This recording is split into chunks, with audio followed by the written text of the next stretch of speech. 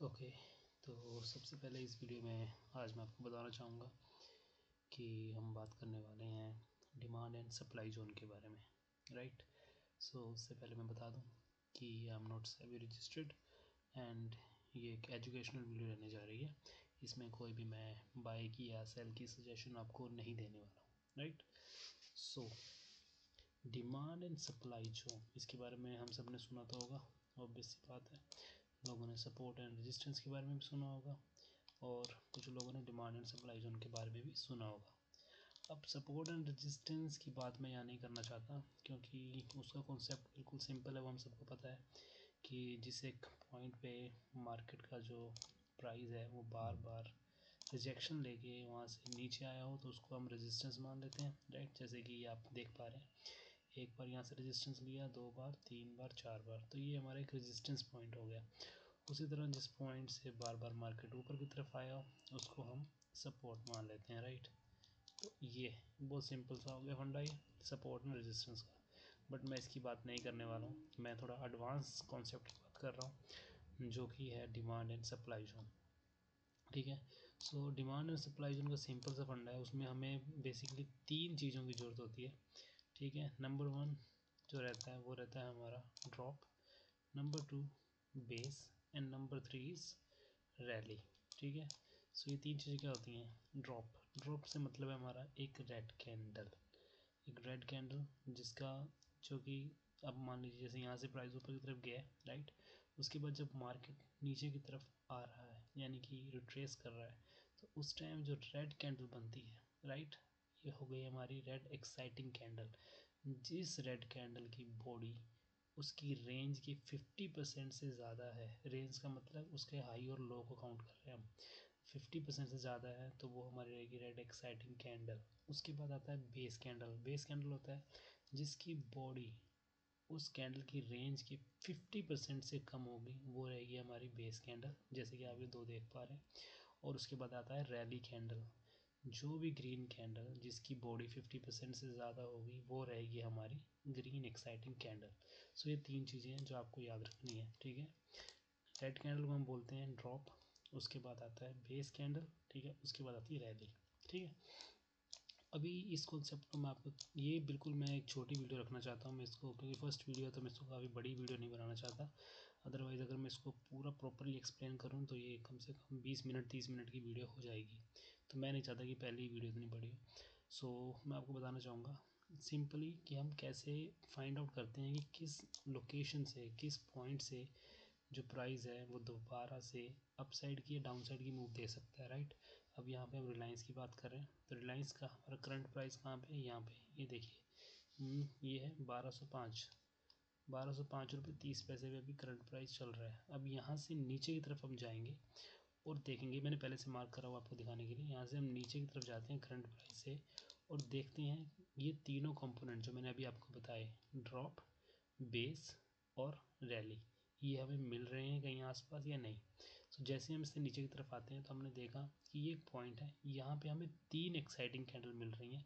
बेशक ये साइज़ में थोड़ी छोटी है बट ये ग्रीन एक्साइटिंग कैंडल ही है। और ये जो एक्साइटिंग कैंडल्स हैं ये बहुत ज़्यादा अच्छी हैं क्योंकि इनकी रेंज बहुत बड़ी है, ठीक है। तो ये हमारी, आप ये बोल सकते हैं सुपर एक्साइटिंग कैंडल हो गई, ये नॉर्मल एक्साइटिंग कैंडल है, ठीक है। उसके बाद हमें मिल गई हमारी ग्रीन कैंडल, उसके बाद हमें मिला हमारा base number, base number 2, base number 1, और फिर मिलता है हमें ड्रॉप कैंडल। अब मैंने आपको ये पॉइंट क्यों मार्क किया, ये पॉइंट मार्क करने के पीछे हमारा मेन मोटिव है कि ये एक ऐसा पॉइंट है जहाँ से मार्केट में एक अच्छी खासी मूव आई है अप साइड की तरफ, ठीक है। सो बेसिकली सिंपल फंडा, सिंपल लैंग्वेज में अगर मैं आपको बताऊं, डिमांड एंड सप्लाई जोन में हम वो पॉइंट ढूंढते हैं, उस पॉइंट को सर्च करते हैं जहाँ से मार्केट ने एक अच्छी खासी अपसाइड की मूव दी हो या फिर एक अच्छी खासी डाउन साइड की मूव दी हो, ठीक है। ये सिंपल फंड है, बिल्कुल सिंपल वर्ड्स में। सो अभी हम यहाँ पे डिमांड जोन ढूंढ रहे हैं क्योंकि यहाँ से प्राइस नीचे की तरफ आ रहा है। और सबसे बड़ी बात, अब ये लोकेशन हमारे लिए इम्पोर्टेंट क्यों बनती है, इसलिए बन रही है क्योंकि इस लोकेशन से प्राइस ने ऑल टाइम हाई को टच किया है, इसलिए ये लोकेशन बहुत इंपॉर्टेंट है हमारे लिए, ठीक है। अब यहाँ पे आप देख पा रहे हैं कि ये लोकेशन किस टाइम फ्रेम की है, मंथली टाइम फ्रेम की है। तो क्या हम इस लोकेशन के बेस पे ट्रेड ले लेंगे, नहीं, ऐसा नहीं करेंगे, क्योंकि अगर हम इसके बेस पे ट्रेड बनाते हैं तो आप खुद सोचिए कि इस कैंडल का हाई कितना है। इस कैंडल का हाई है 1183.50, यानी कि 1184 रुपीज़ मान लीजिए, और इसका लो कितना है 1110 रुपीज़, यानी कि नियर अबाउट 70 रुपीज़ का डिफरेंस है। ये 70 रुपीज़ का एसएल, क्या आप ले पाएंगे 70 रुपीज़ का एसएल? नहीं, ये बहुत ज़्यादा बड़ा है। यहाँ पर आता है हमारे मल्टीपल टाइम फ्रेम एनालिसिस। आपने बहुत बार सुना होगा इसके बारे में भी, मल्टीपल टाइम फ्रेम एनालिसिस। अब ये होता कैसे है, इसका यूज़ कैसे करते हैं, वो मैं आज आपको बताऊंगा, वो सीक्रेट मैं आज आपको रिवील करके देता हूँ। अब हम क्या करते हैं, मंथली टाइम फ्रेम पे हमने वो लोकेशन ढूंढनी है जहाँ पर हमें हमारे तीनों कंपोनेंट मिल जाते हैं, जो कि हमें मिल गए। पर हमें याद रखना है कि ये जो लोकेशन हमें मिली है, ये पहले किसी भी कैंडल ने टेस्ट ना की हो। जैसे कि इस एरिया को मैं देख पा रहा हूँ, इस लाइन पे कोई भी कैंडल अभी तक इसको टच नहीं किया है, इसका मतलब ये बिल्कुल फ्रेश है। ठीक है, अब होता क्या है, जो ये बेस कैंडल है ना, इस बेस कैंडल में हमें क्या दिख रहा है, इस बेस कैंडल में हमें दिख रही है बेसिकली एक फाइट। और वो फाइट किसके बीच में हुई है, वो फाइट हुई है इंस्टीट्यूशंस के बीच में, बिग प्लेयर्स के बीच में। अब आप खुद सोचिए, प्राइस यहाँ ओपन होता है, ये एक रेड कैंडल है राइट, प्राइस यहाँ ओपन हुआ, उसके बाद यहाँ से ऊपर गया, अप साइड की मूव दी, बट यहाँ पे सेलिंग प्रेशर आया, इसको नीचे लेकर आया यहाँ तक। ठीक है, यहाँ पे इसको लेके आता है नीचे तक, उसके बाद यहाँ से आते हैं इसमें बायर, और वो बायर इसको लेके जाते हैं ऊपर की तरफ, और यहाँ जाकर वो क्लोज कर देते हैं इस पॉइंट पे। यानी कि ना ही तो इसमें बायर्स जीत पाए, ना ही इसमें सेलर जीत पाए। यहाँ पे एक फाइट हुई, यानी कि यहाँ पे जो बड़े लोग हैं उनके ऑर्डर्स अभी पेंडिंग है। ठीक है, अब होता क्या है, नेक्स्ट टाइम जब ये कैंडल ओपन होती है नेक्स्ट मंथ की, ये पहले नीचे की तरफ आती है। ठीक है, सेलर का इसमें प्रेशर आता है, बट यहाँ पे बायर्स आते हैं, वो इसको ऊपर ले जाते हैं, और वो इसको इस कैंडल के, जिस कैंडल में लास्ट फाइट हुई है, इस कैंडल के भी ऊपर तक ले जाते हैं। और उससे बाद के जो 2 मंथ हैं वो बहुत बड़े मार्जिन से इस प्राइस को ऊपर ले जाते हैं, और वो ऑल टाइम हाई के ऊपर इसको ले जाते हैं राइट, रुकते नहीं हैं यहाँ पे, उसके बाद वो और ऊपर ले जाते हैं। और देखिए, इसने ऑल टाइम हाई लगाया है। ठीक है, ऑल टाइम हाई लगाने के बाद वो नीचे की तरफ आ रहा है, यानी कि अब डिमांड एंड सप्लाई जोन में क्या कॉन्सेप्ट रहता है कि जिस एरिया में फाइट हुई है, और अगर वहाँ से बहुत अच्छी मूव आई है, तो वहाँ पर कुछ ना कुछ हमारे जो ऑर्डर्स हैं इंस्टीट्यूशंस के, वो पेंडिंग रह गए। ठीक है, जिस कारण से प्राइस वहाँ से शूट कर गया है, क्योंकि मार्केट क्या है, शेयर मार्केट में क्या होता है, इम्बैलेंस जो होता है ना, उसके ऊपर प्राइस की मूवमेंट होती है। ठीक है, अगर तो बैलेंस है, अगर खरीदने वाले और बेचने वाले इक्वल हैं, तो प्राइस तो वहीं रहेगा, ना वो ऊपर जाएगा ना वो नीचे जाएगा। बट यहाँ पे क्या होता है, यहाँ पे प्राइस में एक इम्बैलेंस क्रिएट हुआ, यहाँ पे बायर्स ज़्यादा हो गए, उनके ऑर्डर इतने ज़्यादा हो गए कि प्राइस शूट कर गया। ठीक है, अब जब वहाँ पे प्रॉफिट बुकिंग आई, ठीक है, तो वो नीचे की तरफ जब आ रहे हैं, अब वो नीचे की तरफ क्या करने आ रहे हैं, वो अपने पेंडिंग ऑर्डर्स को कलेक्ट करने आ रहे हैं दोबारा। मैं ये नहीं बोल रहा कि यहाँ से 101% यहाँ से ऊपर चला जाएगा, नहीं, मार्केट में 101% कुछ भी नहीं होता है, इवन कि हमारी लाइफ में भी 101% कुछ भी श्योर नहीं है। ठीक है, सो यहाँ पे हुआ क्या, ऑर्डर सब पेंडिंग है। अब हमें वो एरिया ढूंढना है जिस एरिया में हम बिल्कुल छोटा एसएल लेकर अपनी ट्रेड को एग्जीक्यूट कर सके, क्योंकि इतना बड़ा एसएल तो हम नहीं ले सकते। अब इसमें करेंगे क्या, हम मल्टीपल टाइम फ्रेम एनालिसिस। वो कैसे होगा, हमने मंथली में ये एरिया मार्क करा। ठीक है, जिस लास्ट कैंडल पे हमारी फाइट हुई थी उसका हाई और लो हमने मार्क कर लिया। ठीक है, जरूरी नहीं है आप हाई लो मार्क करें, आप चाहें तो इसका जो ओपनिंग है वो भी मार्क कर सकते हैं। ठीक है, अगर आप चाहें तो, क्योंकि ये मंथली की रेंज है, काफ़ी बड़ी रेंज है। ठीक है, सो बट अगर आप स्टार्टिंग कर रहे हैं, बिगिनर हैं, तो आप इसको पूरा ही मार्क कर लीजिए एक बार के लिए। ठीक है, हाई लो मार्क कर लीजिए। ये तो हुआ मंथली का टाइम फ्रेम। मंथली में हमने एक लोकेशन ढूंढ ली। ठीक है, उसके बाद हम जाएंगे सेकंड टाइम फ्रेम में, जो रहेगा वीकली का। ठीक है, वीकली के टाइम फ्रेम पे हम देखेंगे ट्रेंड देखेंगे हम वीकली के टाइम फ्रेम पे। ठीक है, अब हम यहाँ पे ट्रेंड देख रहे हैं, तो ट्रेंड अगर आप देखें मूविंग एवरेज के अकॉर्डिंग भी आपको दिख रहा है डाउन ट्रेंड है। ठीक है, डिमांड एंड सप्लाई जोन के कॉन्सेप्ट के अकॉर्डिंग भी यहाँ पे डाउन ट्रेंड है। ठीक है, अगर आप वीडियो पे कमेंट करेंगे तो मैं आपको डिमांड एंड सप्लाई जोन के अकॉर्डिंग कैसे एडवांस ट्रेंड को जज कर सकते हैं, देख सकते हैं, उसके बारे में बता पाऊँगा। ठीक है, बट अभी इस वीडियो में आप इतना खुद भी देख पा रहे हैं, जो मैंने मूविंग एवरेज लगाई है उसके अकॉर्डिंग भी ट्रेंड डाउन है। ठीक है, सो ये हमारे लिए एक नेगेटिव पॉइंट होता है यहाँ पे, कि हमारा ट्रेंड जो है वो डाउन है। अगर कल को प्राइस यहाँ पे आता है तो ट्रेंड का सपोर्ट हमें नहीं है। ठीक है, तो अब क्या करेंगे हम उस केस में, क्या हम इसको ट्रेड को नहीं लेंगे? नहीं, ऐसा हम नहीं कर सकते इस केस में पर्टिकुलर। क्यों? क्योंकि इस पॉइंट से प्राइस ने बहुत अच्छी मूव दी है, ठीक है। वो प्राइस ऑल टाइम हाई गया है इस पॉइंट से, तो यहाँ पे कुछ ना कुछ बात है, कुछ ना कुछ ऑर्डर पेंडिंग है, तो यहाँ पे हम रिस्क लेंगे, ठीक है। मार्केट में बिना रिस्क के कुछ भी नहीं हो सकता है। मेन क्या होता है, हमारा स्टॉप लॉस, जिसे हमें छोटा करना है, ठीक है, और हमारा जो रिवॉर्ड है उसे हमें बड़ा करना है, ठीक है।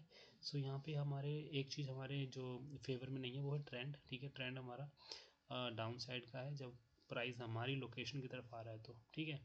बट दैट डजंट मीन कि हम ये ट्रेड नहीं लेंगे, हम ये ट्रेड लेंगे क्योंकि इस डिमांड जोन की जो क्लोजिंग है, जो अचीवमेंट है वो बहुत अच्छी है, इसको ऑल टाइम हाई के ऊपर लेके गया है, ठीक है। सो ये बात याद रखनी है कि हमें पहले टाइम फ्रेम में, बड़े वाले टाइम फ्रेम में लोकेशन देखनी है, उसकी मार्किंग करनी है, फिर उसके बाद वीकली में जाना है, वहाँ हमें ट्रेंड देखना है, उसके बाद हम जाते हैं डेली में, ठीक है। अब डेली में हम क्या करेंगे, डेली में हम ढूंढेंगे सेम जिस तरह हमने लोकेशन टाइम फ्रेम पे यानी कि मंथली में हमने डिमांड जोन फाइंड आउट किया है ना, सेम उसी तरह हम डेली में डिमांड जोन फाइंड आउट करेंगे और वहाँ पे हम ट्रेड बनाएंगे। बट वो होना किसके अंदर चाहिए, वो होना चाहिए मंथली के ही उस लोकेशन वाले एरिया के अंदर, ठीक है। बट अब क्या आपको यहाँ कुछ ऐसा डिमांड जोन मिल रहा है, अगर देखा जाए तो नहीं, मुझे कुछ ऐसा कुछ भी नहीं दिख रहा है, ये सब तो कचरा है, बिल्कुल कचरा है, सब base candle base candle base candle है। अगर मैं नीचे आता हूँ ड्रॉप, फिर उसके बाद बेस, फिर ड्रॉप, ठीक है। पर ये तो नहीं थी हमारी कंडीशन डिमांड जोन के लिए, हमारी कंडीशन है कि एक ड्रॉप हो, उसके बाद एक बेस हो और फिर एक रैली हो।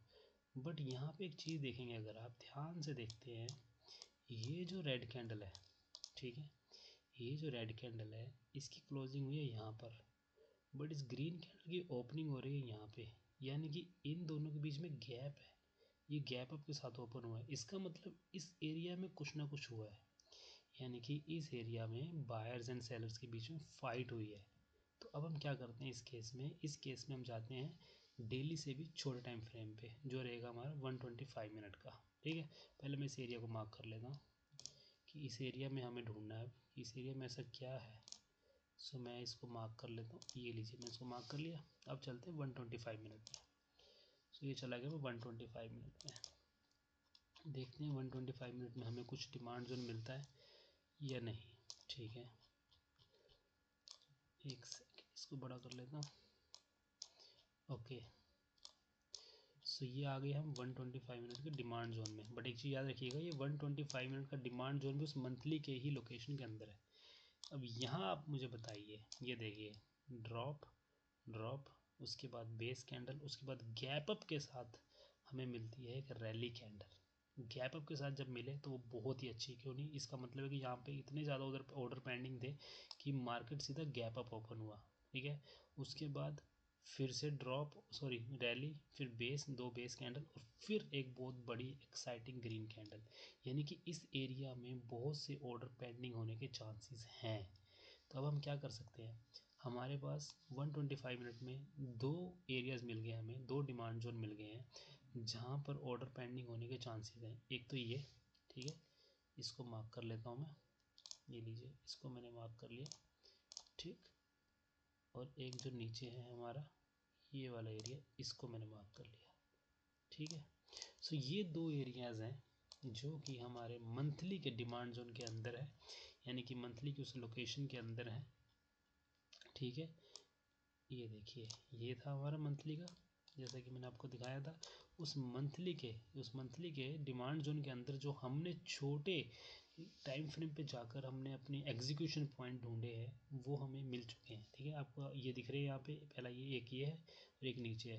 अब इसको मैं दोबारा 125 मिनट में जाता हूँ, आपको दिखाता हूँ, ये देखिए।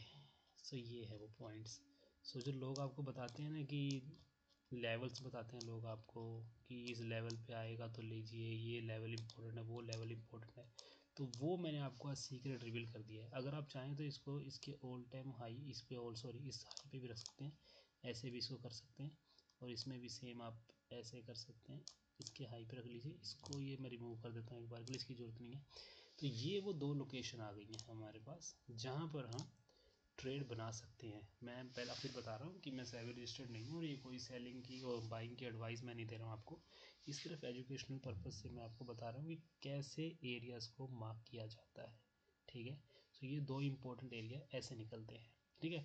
इसमें बहुत कुछ होता है और भी बहुत से फैक्टर होते हैं कि इस एरिया की अचीवमेंट क्या है, ठीक है, इस एरिया की क्लोजिंग कैसी है, ठीक है, उसके बाद जो हमारी एक्साइटिंग कैंडल्स हैं वो कितनी होनी चाहिए, ठीक है, और कितनी उसमें जो एक्साइटिंग कैंडल की रेंज कैसी होनी चाहिए, ठीक है, उनकी क्लोजिंग कैसी होनी चाहिए। बहुत से फैक्टर होते हैं जिनको ध्यान में रखना पड़ता है। अभी मैंने सिर्फ आपको मोटा मोटा बताया, सिर्फ मोटा मोटा, कि आप बेसिकली कैसे डिमांड एंड सप्लाई जोन का यूज़ करके जो लोकेशन है, ठीक है, जो फिर हम ट्रेंड देखते हैं उसको कैसे देखते हैं, और कैसे हम फिर एक स्मॉल एसएल के साथ एग्जीक्यूशन पॉइंट ढूंढते हैं। और उस एग्जीक्यूशन पॉइंट्स में भी हमें बहुत से फैक्टर देखने पड़ते हैं जो मैं आपको अभी बता रहा था। सो अगर वो सब भी आपको जानना है तो प्लीज़ कमेंट कीजिएगा, ठीक है, मैं ट्राई करूँगा नेक्स्ट वीडियो में उसको भी कवर करूँ। और अगर आप लोग बोलते हैं कमेंट में कि थोड़ी बड़ी वीडियो बनाओ जिसमें मैं कि प्रॉपर सही ढंग से इस कॉन्सेप्ट को अच्छे से समझाऊं, जिससे कि आप लोगों को बिल्कुल प्रॉपर गाइडेंस मिल सके, वो भी फ्री ऑफ कॉस्ट, ठीक है। इसके लोग इतनी सी चीज़ को समझाने के लोग यूट्यूब पे मैंने देखा है कोर्सेज बेच रहे हैं, कोई हज़ारों में कोई लाखों में, तो उसका कोई बेनिफिट नहीं है, ठीक है। ये नॉलेज आपको फ्री में भी मिल सकती है। बस आपको करना है क्या है, वीडियो देखनी है, लाइक करें, कमेंट करें और मुझे बताएं, सजेशन दें मुझे कि आप और क्या इसमें देखना चाहते हैं, आप इसको ब्रीफली समझना चाहते हैं, ठीक है। और इसको आप कहीं भी यूज़ कर सकते हैं, फॉरेक्स में यूज़ कीजिए, क्रिप्टो में यूज़ कीजिए, इंडियन मार्केट में यूज़ कीजिए, कहीं भी यूज़ कीजिए, ठीक है। सो अभी के लिए इतना ही है, ठीक है, और फिर मिलते हैं। अगर आप कमेंट करेंगे और बताएंगे मुझे तो मैं नेक्स्ट वीडियो लेके आता हूँ फिर इसके ऊपर, वो भी बिल्कुल प्रॉपर नॉलेज के साथ कि किन किन फैक्टर को इसमें काउंट करना होता है, ठीक है। So thank you very much, thank you, मिलते हैं नेक्स्ट वीडियो में।